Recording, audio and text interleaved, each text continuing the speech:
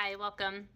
The four virtues I possess are having community awareness, integrity, determination, and critical thinking. An important civic virtue for me is community awareness. In my county, we are the hub for subsidized housing. That means that those students are coming to our school. Having the heart that I have, I want to wrap those kiddos up just and embrace them in love and give them everything that I know that they're not getting at home. They come from a different socioeconomic background than a lot of our other students, and I know that even from a young age, they can pick up on those differences. So just making sure that we have the resources at our school to make life a little bit easier for them. We have hairbrushes for girls if they might not have had their hair brushed at home. That can make them feel pretty for the day. We partner with the local dentist that provides us with toothbrushes so we can have students brush their teeth before school. Having that community awareness means that being aware of the life that these students live and how we can make it easier in our care so those needs are being met so they have the ability to learn within the classroom.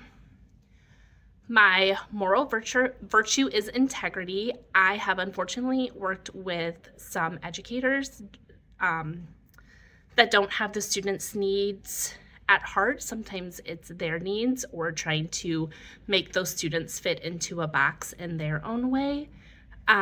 So having integrity to me means I'm making decisions based on what's best for the student and not for me. So if that means that we are extending a lesson or changing instruction for a better understanding, that's what's going to happen. My performance virtue would be determination. I have primarily worked with students in special education. That means that things aren't always going to come easy to them. We have to find different learning strategies that work for them or different ways that we can explain a concept. So having that determination shows kids that people have challenges all the time, and it's how we are going to face them and that we are going to keep working through them, especially as a team. This models to students to believe in themselves and that I believe in them and that I am going to be their biggest supporter. The intellectual virtue that is important to me is critical thinking. Our school sends out a survey that you're able to be interviewed by leadership. Those members of leadership are looking to see what is going well within the building as well as what is not going well. When I do those surveys, I like to, of course, say the positives that are happening within our school, but the negatives need to be met with solutions. And I feel the same within a classroom. There are going to be issues that arise within the classroom, and they can't just be talked about. We have to find ways to solve this. If it's not getting through to a student, if it's not understanding a student, we've got to come up with a solution how we can best serve that student in order for them to be successful in our care. As an educator, I believe in compassion, having integrity, and critical thinking being the most important virtues.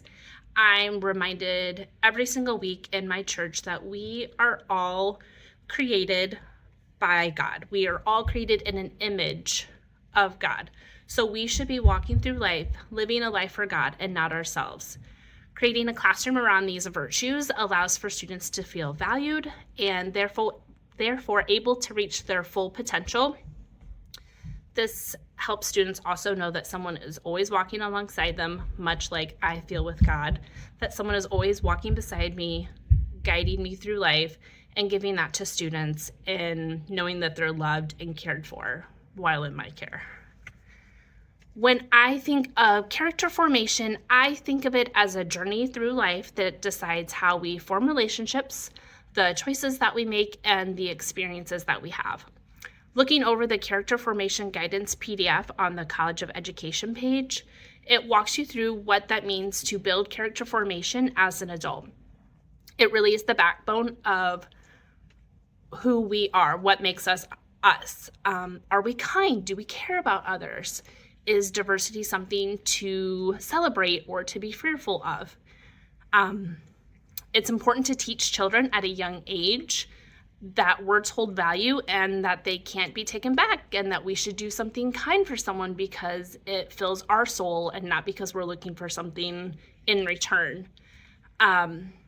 So setting these students up from a young age allow for them to become successful citizens later in life.